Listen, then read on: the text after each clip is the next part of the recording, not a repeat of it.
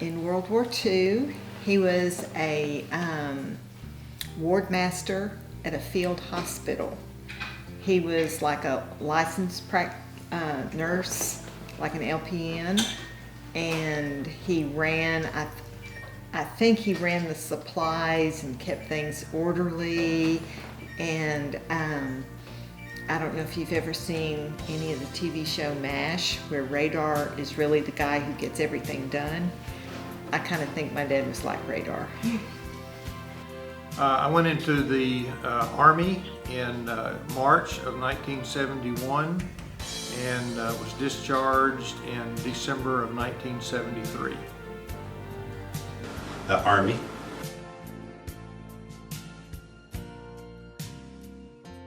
Not sure the exact amount of time that he was in the war, but when he left for the war, he left on a ship from San Francisco on Valentine's Day.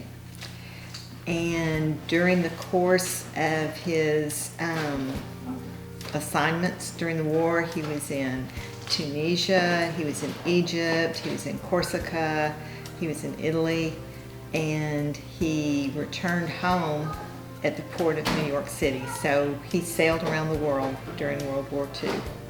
3. About 2.5. From March of 1971 to December of 1973.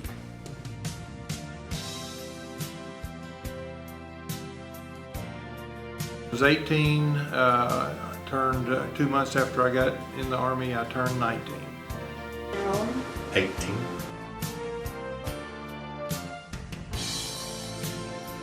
I was a veterinary technician and dog handler, a monkey handler, and a whole bunch of stuff. Ultimately, I was a sergeant, I was a squad leader, so I was responsible for myself and 11 other men that were in my particular squad. And we had 3 12-member teams in our squads in our unit. As a chaplain in the Army, my dad would go on maneuvers when the troops did. And he had this portable Lord's Supper set that he would take with him, and he would take a stole and put it over the top of a Jeep, and then he would set this down on top of it, and he carried grape juice and the little bread pieces there, and he would put them in a little serving tray, and he was able, with these cups, to offer Lord's Supper to the men when they were in the field.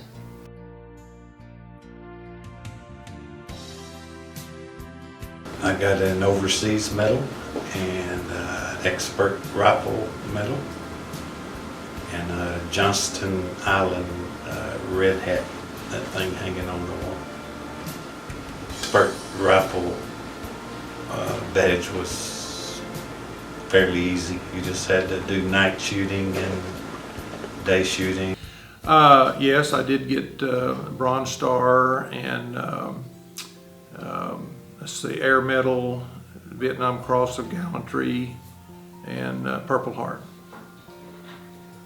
They're, you know, your superiors nominate you for certain medals depending on what you did or what you accomplished, what you overcame in certain situations, and so there's a process that goes through to be nominated for those medals and have those presented to you at certain times.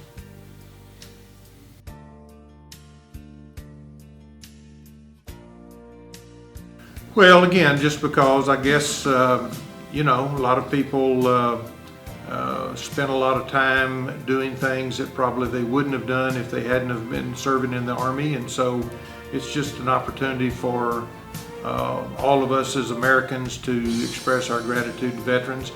You know, even though I am a veteran, I still continue to express my great gratefulness and my gratitude for those that continue to serve even today. Well, it's you know, I'm grateful. It's a time that the nation can express their gratitude to those who have served in all branches of the military, in peacetime and in war. So it's a time that I take and remember the people that served with me. It's a chance for all of you guys to understand what veterans went through, so that y'all can have your freedom and I can have my freedom. There's guys still over there that are still fighting for us that we need to appreciate, because it's a part of our history. And again, to make everybody aware what veterans go through, with the sacrifices they make, so we can have our freedom.